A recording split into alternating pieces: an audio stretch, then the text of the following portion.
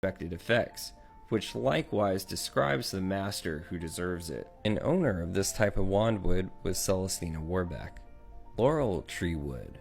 According to Garrick Ollivander, it is said that laurel wand cannot perform a dishonorable act, although in the quest of glory, a not uncommon goal for those best suited to these wands, have known laurel wand wood to perform powerful and sometimes lethal magic. Laurel wands are sometimes called fickle, but this is unfair.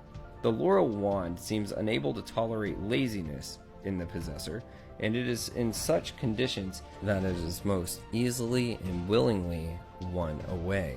Otherwise, it will cleave happily in its first match forever, and indeed has the unusual and engaging attribute of issuing spontaneous lightning strike if another witch or wizard attempts to steal it. Maple wood.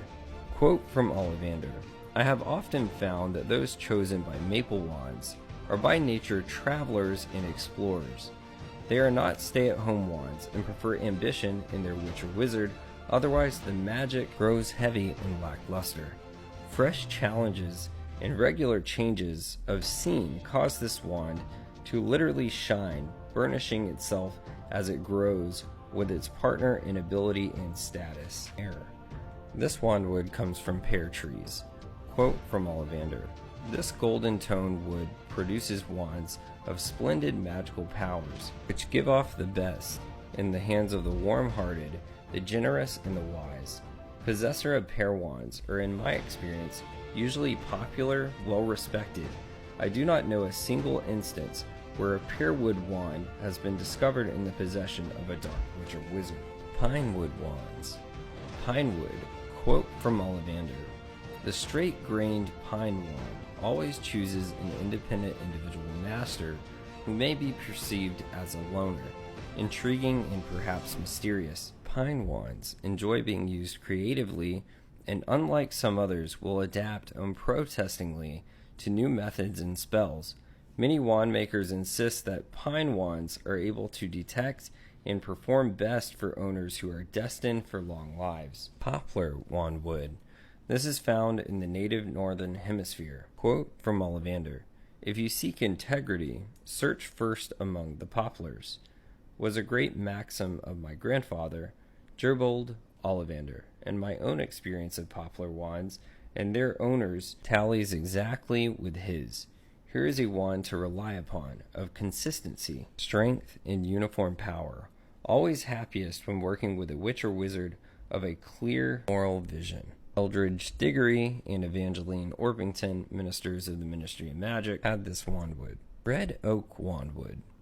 Ollivander said, quote, You will often hear the ignorant say that red oak is an infallible sign of its owner's hot temper.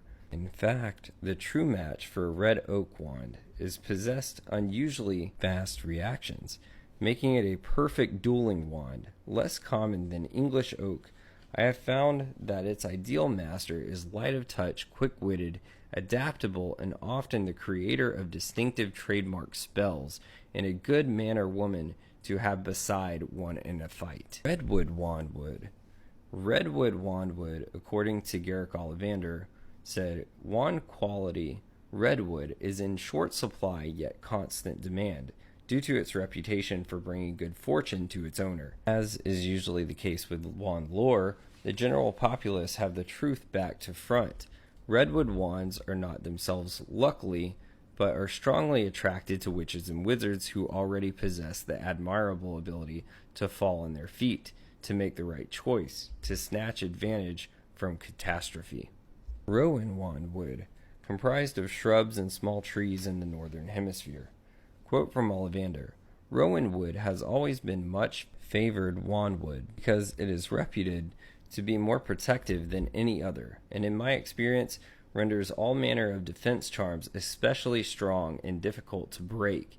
It is commonly stated that no dark witch or wizard ever owned a Rowan wand, and I cannot recall a single instance where one of my own Rowan wands has gone to do evil in this world. It is said that wizards chosen by Rowan wandwood can also be compatible with elder wandwood. Silver lime, a flowering plant native to Southeast Europe and Southwest Asia.